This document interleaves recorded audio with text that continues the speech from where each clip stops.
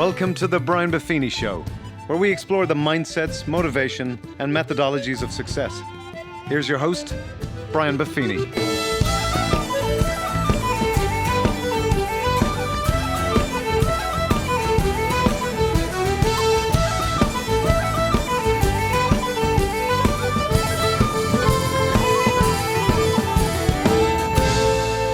Well, the top of the morning to you, and welcome to the Brian Buffini Show. Real excited for you folks today. I got a buddy of mine who we go back a ways. She is awesome. Her name is Molly Fletcher.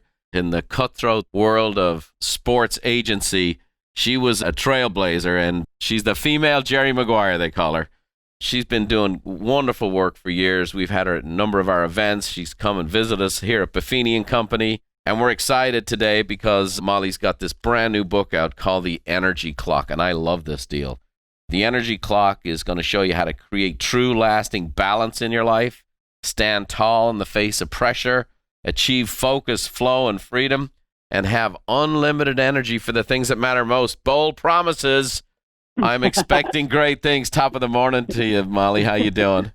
Oh, I'm doing great, Brian. It's so good to hear your voice. Thanks for having me. Oh, great stuff. Well, I'm ready to dive in here, and I feel like today I hear this a lot. We get thousands of letters and emails every month. We get a lot of responses to our shows and events and coaching, and a lot of people are really fighting the fight on managing their energy, their focus, the world of social media, the latest virus, the whatever goes on, whatever big news story, whatever's going on in the election. It seems like people can get drained very quickly, and I think this is a very timely book for our time, and I'd love to kind of dive in today. What brought about you writing this book in the first place? Well, I spent 20 years as a sports agent where I was around some of the best athletes and coaches in the world, and, every day, all day long for decades. And what I began to see is that the very best ones, the best athletes, the ones that got to the big leagues, for example, and stayed there for years, or the best coaches or the best golfers on the PGA or LPGA tour that didn't just get there for a minute, but got there and stayed there and are in the Hall of Fame or win in tournaments. They were so intentional about where they put their energy. And what I began to see is that their performance on the field or the court was directly related to their ability to effectively manage their energy. And then I sort of transferred now, and I write books and I speak all over the world, and we have negotiation training. And so as I jumped kind of a little bit more out of that sports space into the business world, it became so clear to me that the linchpin often in business people's lives was more time, that it wasn't energy, that they were more worried about where do they put their time and what meetings were they going to and what calls were they on. And all of these things were sort of anchored in time and not energy. And to me, it was impacting performance. And so I thought, gosh, what if I could take some of the mindsets, the behaviors, and even a methodology that I saw great athletes and coaches use and lift it up and apply it into the world of business for business people to use so that they could not use time really as their central indicator, but rather energy. And could that, in fact, increase performance? And we're seeing that it is. And like you, the letters and the emails, and that's why we do what we do, right? When we know that we're making change in people's lives, it's so rewarding. No, that's awesome. And so impactful. And, I know you're a big fan of Jim Lair and the Powerful Engagement. And that was a very impactful book for me years ago. It seems like you've kind of taken this another notch up. And I also love the book because the book is visually beautiful. It's stimulating. It's not a dry read.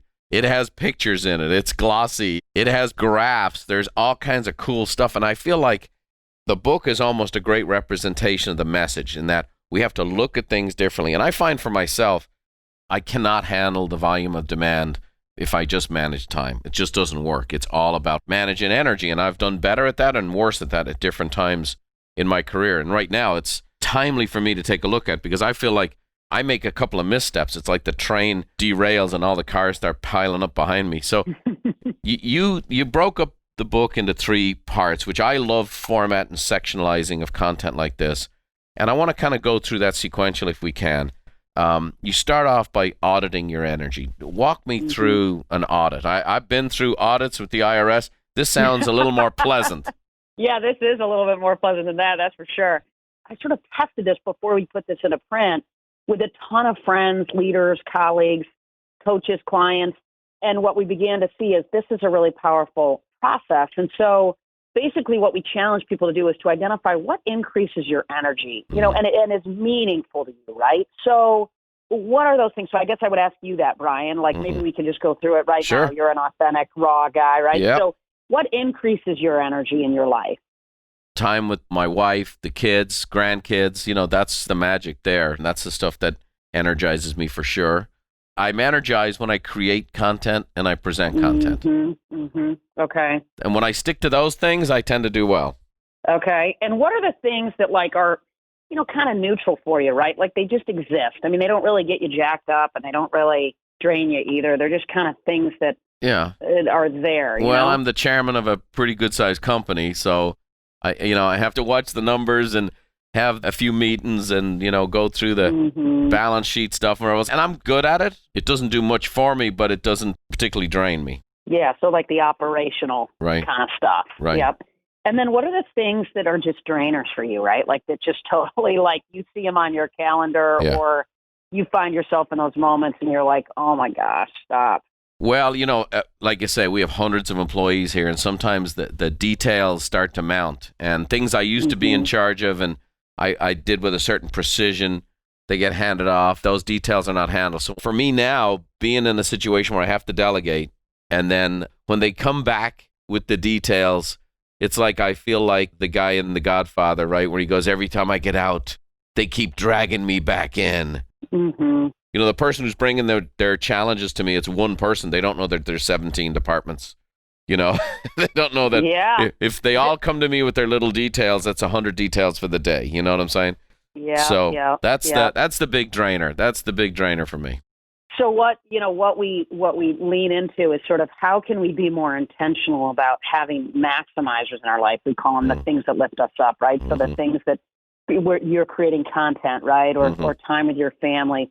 And that we're really efficient with the operational things, the numbers, the things that don't necessarily lift you up, but they don't drain you, that you're really, that we drive efficiency around those things. And then the things that drain our energy, how can we create some processes or maybe some more intentionality around minimizing those things in our lives, right? Like how can we minimize those 17 one-off questions and things that come at you? Is there a way to operationalize that or get out ahead of that to minimize those? So what we drive toward is how do we make sure we call them maximizers, or the green things, the things that lift us up. The orange are the things that are sort of the things we want to make efficient and be more efficient with. And then the red are the things we want to minimize or eliminate. And so what we do and what we have people doing now all over the world, it's amazing, is they have calendars, right? And so their calendars are, and this is where the time component comes in. They're green for the things that lift us up. So your calendar where you're writing content or with your family, those things are in green. The things that we want to be efficient with are in orange, and the things that we want to be more intentional about that are maybe drainers, we want to minimize those reds and get out ahead of those and be intentional about that. So for somebody like you as a leader, being intentional about ensuring that our calendar is 80% green, right, at your place in your life, and for people that are listening, because that's sustainable, that's the life we want to live, right? So if we can get most of our calendar, 80+% in green, we're probably waking up every day and showing up, most importantly, as our best selves, feeling energized, feeling focused, feeling connected, inspiring others. And that can be an incredibly powerful thing. So the audit is a really quick and dirty way, and we take people through it in a lot more detail and with a little bit more systemization around it in the book. That's powerful, so people can make the kind of change they want and really, most importantly, live a life that aligns with what matters most to them. And you see it, Brian, and I know I certainly did in the sports spaces, when we see people who have maybe so much, but they're exhausted or they're drained, or they're tired or they're not fulfilled or their personal lives are not where they want them to be. And, and I was with a friend on a boat one day, and she was sort of exhausted. She was just drained. She was really just in the red. And so one of the questions that I always ask people is, what are you chasing? It's a great question. That's a great question. Yeah. What are you chasing? Yeah. Right. What are you chasing? And she goes, what are you talking about? And I said, what are you chasing? And she goes, what do you mean? And I go, well, what? You're tired. You're exhausted. You're frustrated at home. You don't seem to be having fun. I said, what is this all for? And she goes, well, and she literally goes, well, she kind of looked at me and goes, I don't know. Mm-hmm. I don't know. And we sort of peeled that back and dug into it, of course, and fortunately she's in a great place now. But, that's a powerful question. Right. What are you really chasing? Well, I believe whatever you chase chases you back. That's the thing about it. When you chase something, it chases you back. And so then it's like, right. Is this the fight you want to have? And is this the hill you want to grind on, So I think you mentioned something kind of magical there, which I think is big for people, which is you said, can we spend 80% of our time in the green? And so many folks, we live in a very absolute world, this is all bad or this is all good, you're either this or you're that. And people get into this mode where it's got to be 100% green, and that's not real. That's not life. And it sets you up for discontent. I mean, you're living a good life. You talk about if I spend 80% of my day in the things that lift me up, I'm mostly lifted up all day. That's a pretty good scene. That's worth getting out of bed for every day. That's worth doing the extra mile on the treadmill for, doing that kind of stuff because you're in the game. Sure. We get so many people caught up in the perfectionism and or the Instagram model world we live in, where everybody's posting a snapshot of whatever their best life is, and it's just a 5-second staged picture. The fact is we can get very discontent with the fact that we're living the good life. We're actually doing good. It's funny. We had a meeting. You'll like this. We had a meeting here in the company with some executives, and we're making a list of all the things we need to work on. We're a pretty positive organization. You've walked through the company. You can tell there's a lot of juice in the building and a lot of real positive folks. But you walk out of this meeting after 3 hours, and it's like, here's everything that sucks about us. Well, the next day, one of the most powerful organizations in the world had sent a delegation to come through Buffini and Company. And these people were just blown away. And they're like, oh, my gosh, we need to learn this from you. And could you guys do this? Could you send a team to us for this? And I'm walking around with my brother Dermot, who is the CEO. Sure. And he's like, man, we needed these guys yesterday when we thought we sucked, And it was like that outside perspective. Here's an organization. They're leader in the world in their field. And they came to our organization going, you guys are all that in a bag of chips. But we're sitting here looking at all the cracks. And I think that happens to us in our life, right? So I think this audit is fantastic.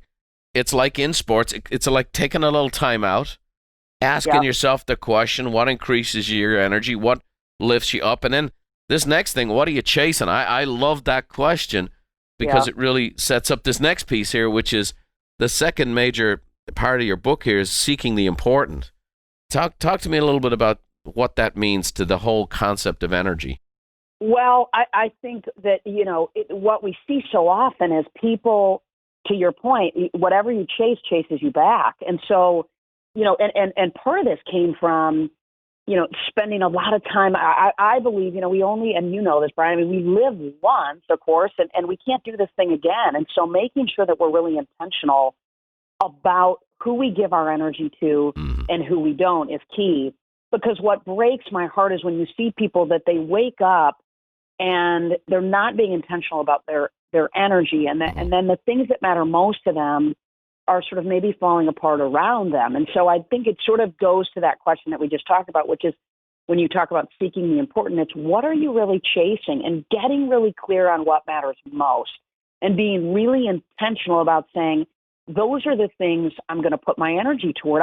One of the things that I do a lot of times, I speak a lot, and I'll do this exercise with people where I'll challenge them to pull back and take 5 little sheets of paper. And so they have 5 little sheets of paper, and on it I say, write 5 of the most important things in your life on one on each little sheet of paper, right? So people are out in the audience and they take these 5 sheets of paper and they'll have things like, family, faith, health, all different things on one little sheet of paper. And then I say, okay, cool. Now you've got the 5. And I mean, it's powerful, right? Because you do it, and people who are listening can do this right now. And you do it in, a minute, right? Like you identify these 5 things. And then I challenge people and I say, okay, so look at those 5. Now what I want you to do is I want you to take one away. I want you to crumple it up and get rid of it. So now you're looking at the 4 most important things. So that forces them to say, whoa, I'm going to get rid of, pick something, right? Let it go. And then they look at those 4, right? And then I say, okay, now let another one go. And I keep going until they're down to 1. Ooh. And what's incredibly powerful is I say, does that one thing know that it matters the most to you? Do you give that one thing enough of your energy? And the truth is, right, we live in the real world, and you can have health and faith, right? Maybe those are your last two, right? Or you can have family, health, and faith. Yeah. But if those are your top three, let's say, are you intentional about giving family the time it needs, or giving faith or health or whatever it might be in your life? And you can do that in all kinds of categories. I have sales teams that do that with their clients. You know, what are your 5 most important relationships in your business life? And then look at those top 5 and say, am I putting enough energy? Am I giving those things enough energy? Do those 5 relationships know that they matter most because I'm giving and showing up, you know, for them? So I think that seeking the important is about what are you chasing, and it's about being intentional about putting energy around those things. And I think the counter to that, right, is that, you know, I always joke when I speak, I did this at a Buffini event, right? I often joke and say, how many people look down at your phone and you see that name on your phone and you see the name and you go, oh my God, like, you got to be kidding me. What is this person? Why are they calling me? And you see their name and you're like, you want to just hit end. You just want them to go away. Right. And so the thing I challenge people to do is think about, who are the people in your life that make you feel that way?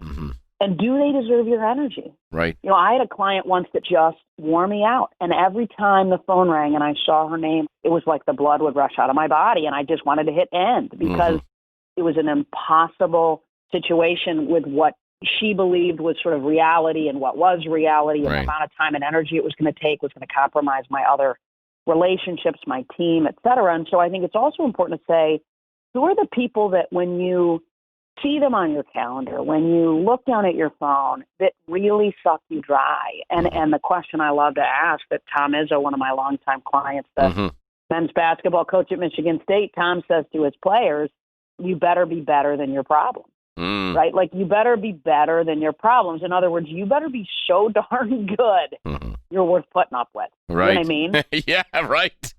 I mean, you better put up so many crazy sick points. Yeah. You know what I mean? Right. Dude, you're worth dealing with. Right. Well, you know, and all of us maybe have clients like that, but maybe not. Maybe they're not worth it. No, get rid of them. And you know us. I mean, we're all about, you know, when we're teaching people, you know, as a salesperson, you recognize we're like, sort and qualify your database, A's and B's and C's and D's. And when we find someone who's reluctant to give up, or reluctant to move on, or reluctant to say goodbye to the client, a lot of times it's like what matters most shows up in a different way. And what matters most is approval.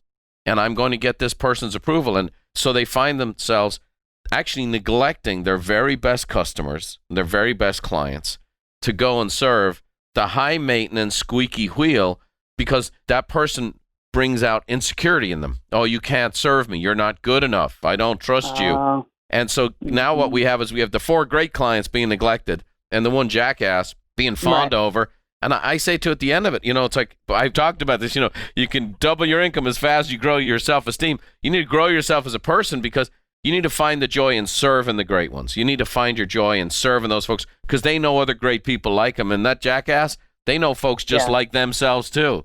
And so, like you say, what are we giving our energy to and why? It's a big deal, you know? It's a huge deal. Yeah.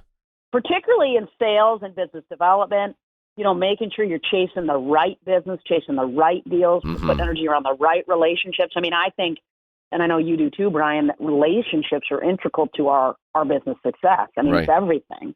And so are you putting energy and investing in the right relationships is so incredibly important. Well, relationships don't do well without energy, and that's the bottom line. And it's like plants don't do well without water. And so we have to manage the energy so we can put the energy in the right places, and then withhold it from other areas because it's going to be a drainer. This last third part of the book, I really find, because we're all about methodologies here, and you have setting your energy clock. I love the concept of this. Walk us through this, because I think this is super helpful for folks listening.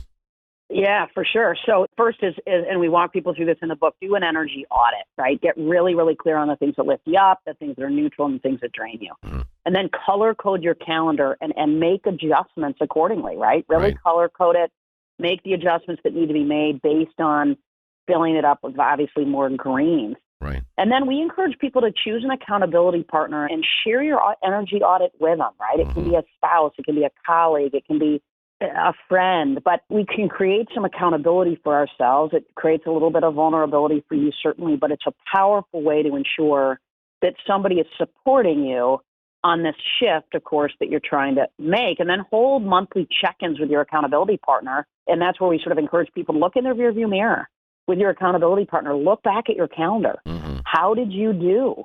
What is still on there that's a red? Is 50% of our calendar still red? And what changes then do we need to make to start to make some shifts? Do we need to delegate? Do we need to eliminate? Mm-hmm. Right? What are the things and the changes that need to be made so that we can lift that up? Because to your point, we can't lead, we can't serve, we can't solve problems if we don't have enough energy. So it's that simple 4-step process. Do the audit, color code your calendar, get an accountability partner, and then hold monthly check-in calls with your accountability partner. Obviously, we're singing from the same hymnal. You got a chance to walk through our coaching department, and people are looking for the magic. Like this organization come the other day, and you have 22,000 members who average 10 times the national average in production in the real estate business. How is this possible?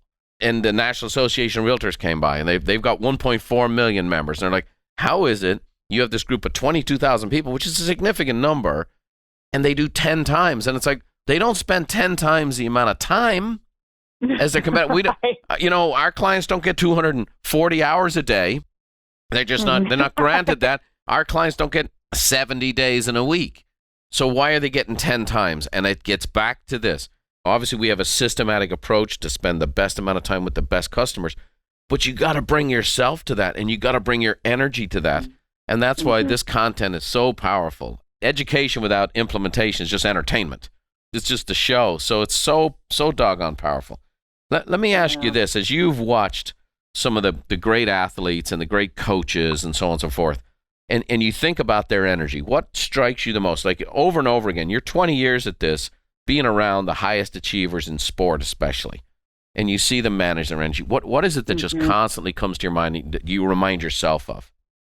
Well, I mean, I think there's a couple of things. One is they stay so curious. They're always curious about how can I get a little bit better? How can I tweak this a little bit? And they just are constantly digging in and asking great questions and curious about how to get better. I mean, they're never there. Part of that is it's sort of interesting, right? For me, in my perspective, the athletes that I worked with, and this is not sort of necessarily always the case in business, but if you're a pitcher for an organization, the 15, 20, 30 guys behind you in the organization, and every single one of them wants your job. Right. Every single one of them. And every day you can see their stats, you can see their numbers, you can see how they're tracking toward taking your job, right? And on the PGA Tour or the LPGA Tour, I mean, these golfers, they're looking at these stats. They see what other people are doing, and they know how close they are to taking their job. So we see our competition in business, certainly maybe, but, I'm not sure it as tightly aligned and as closely visible as it is to athletes. So they have no choice but to wake up every day and try to get a little bit better. Because if they don't, they know that there's somebody right there that's ready to take their job. So they're super, super curious. They welcome feedback. They anticipate incredibly well. I mean, the really good ones anticipate really well. They turn, I always say, defensiveness into curiosity, and they don't get defensive. The good ones don't when they get tough feedback. They get curious inside of those moments. So they have a high capacity, and the reason they have a high capacity is because they manage their energy really well, and they get rid of the things that don't matter. I remember I had a kid once. He was a first-round draft pick. He's still in the big leagues. He's a total stud. His name's Jason Hayward. He plays. Oh, yeah. Now, so Hayward comes up to the office. He's right out of the gates. He's a top-round pick. He was drafted by the Atlanta Braves, and he's sitting in the office. And, of course, organizations are coming at him wanting, appearances, endorsements, autograph signings, all kinds of stuff, right? But it's really distractions at the core. And lots of young guys like that. Yes, he signed for a lot of money, but he didn't, this is all new to be able to sit and watch cartoons for an hour and sign 100 baseball cards and make 10 grand, right? Yeah. Like that wasn't what his reality was in high school. So all these things are coming at him. And I'll never forget, Jason looked at me and he said, Molly, this is what I know. I know that if I go out there my rookie season and I crush it, and I hit 300 and he's rattling off what he could do. He said, look, Mom, I know if I go do that and I stay healthy and I keep my head straight and I put up good numbers, all of this will be here and more later. Right. He said, so I'm going to stay focused on what I need to do as an athlete on the field. This stuff will be here in a minute. But I haven't hit a ball in the big leagues yet. Yeah. I haven't caught it. I haven't caught anything. I haven't done anything yet. I'm going to focus on what matters most right now and put up the numbers, and then I'll lean into this later. And that was a really powerful thing. Yeah. And I'll never What a wise forget young that. man, huh? Very, very wise, very wise. So I think the best ones, they eliminate the noise. I remember, John Smoltz, when we went through some tough stuff, or Matt Kuchar, one of my golfers, went through tough stuff. I would always tell my guys, don't read the paper, don't read the news. We got to stay away from the stuff that can suck us empty and focus on the controllables. They're good about controlling the controllables. The best ones are. Yeah, that's great. Now, let's shift gears a little bit here. You're a busy lady. You're in demand. You're speaking. You got this hotshot book. You got a business. You're a wife. You got 3 kids. We have twins. So all the people who have twins, we have a little fraternity, right? We empathize with one another. So what do you do for yourself? I mean, you're a ball of energy. You're on fire. We're kindred spirits. But what do you do to keep the tank full? Because Superwoman is asked to be there all the time, right? You're supposed super mom, super wife, super speaker, super author, super businesswoman. What do you do to keep your tank full? Well, you are really sweet. I think it's really important and I spent a lot of time getting really clear on what am I chasing, right? And then I wrote a purpose statement. What is my real purpose in life? What do I want, my 90th birthday party to look like? What do I want my obituary to look like? And then I take everything that comes through to all these opportunities, which are blessings, and I filter them through that purpose statement, and I filter them through that lens of what am I really chasing, and I make sure that it aligns with what matters most. And if it doesn't, I say no. And so I think that's one of the most important things. If we can get really, really clear on what matters most, then what we have to have is really the discipline and the courage at times to say no to the things that don't align with what matters most. And I think that's one of the hardest things. I mean, it is hard to say no to things that 10 years ago you would have done in a minute, in a heartbeat. Yep. You know what I So mean? It's big. really, really hard because it's this fine line of gratitude and sort of juggling that. Yep. But what I say to myself when I say no to something is I'm saying yes to our 3 daughters, or yes to being at something for our girls, or yes to being present for my husband or my parents or my brothers or whatever. So I think tactically what I would encourage people to do is get really clear on what matters most, and then have the courage to say yes and no, but also be really gentle on yourself. I mean, I can't claim to have it all figured out, that's for sure.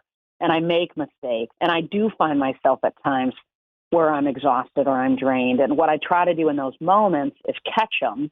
What was the things that led to this? And how can I be intentional about trying to offset something like this happening in the future? Yeah. How can I create maybe a system or a checks and balances or support with my team to make sure that doesn't happen again, so I don't show up in this way? Because to me, it's about discipline. It's about intentionality, and then tactically, I think we anticipate well, right? And we're organized and all those kind of little things. But what I would encourage, particularly women that are listening, is I certainly don't have it all figured out. And along the way, just be gentle on yourselves, because we have a lot of people that pull on us and we won't get it right all the time. But the more that we get it right, the more we show up as our best selves. Good stuff. That's all I got to say.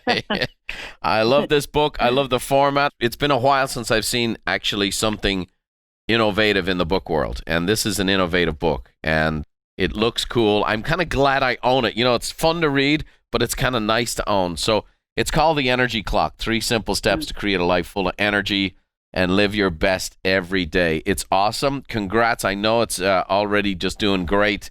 It's sold wherever great books are sold. So I hope you guys get a copy of that. Molly, we got to do this again. We got to have some fun again. I love you. You're the best. Best regards to the fam. And it's been a pleasure having you. We'll catch you again at a time real soon. Mr. Lally is our great producer, as you know. He's the energy bunny around at Buffini and Company, and he's gonna give the folks a little instruction here today as we finish up our podcast. Over to you, Dave. Thanks again, Molly, for being with us today. Always a pleasure having you on the show. If you guys like what you heard, please leave us a review. Getting that feedback lets us know what content is resonating with you and also helps others find the show too. One listener, or Christine54, wrote, "The podcast has given me so much inspiration and connected me with great resources to grow both myself and my business." Thanks for the feedback. We hope the show continues to help everyone who hears it grow both personally and professionally. And as I sign off today, I'll leave you with a little Irish blessing from Brian's mum, Therese. May the road rise up to meet you, and may the wind always be at your back. May the rain fall soft upon your fields, and the sun shine warm upon your face. And until we meet again, may God hold you in the hollow of his hand. See you next time.